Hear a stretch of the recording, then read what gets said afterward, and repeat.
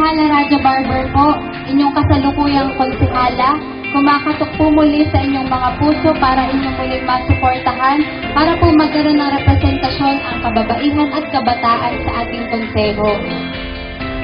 Sa tulong po ninyo at sa tulong po ng ating Panginoon, ako po ay nanalo bilang konsehal ng bayan. Patunay po na hindi edad at hindi kasarian ang batayan para po ang isang tao ay makapaglingkod sa ating bayan. Ngayon po ako ay bumalik, nagpapasalamat at nakakatingin po ako sa inyo ng mata sa mata, face to face. Si Konsehala Raja Barber po ginawa ang kanyang tungkulin sa sangguniang bayan. Kumakandidato po ako para hindi magpayaman sa pwesto, imbis po ay makaambag sa sangguniang bayan ng Victoria.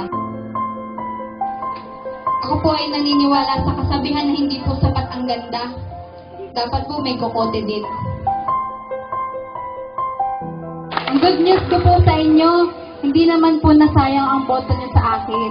Dahil ako po ay trumabaho at hindi po naging palamuti lamang sa sangguniang bayan ng Victoria. 4 na kayo po ang aking advokasya. Ito po ay tungkol sa kabataan, kababaihan, sa kalikasan at kabuhayan.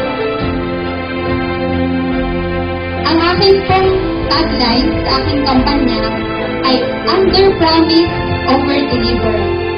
Under Promise, Over Deliver, ibig sabihin po hindi mangangako ng marami. Bawat salita nagkagawa. Raja, ano pong aking number sa balota? Konsehala Raja Barber po, number 1 sa balota. Hindi na po magsasalita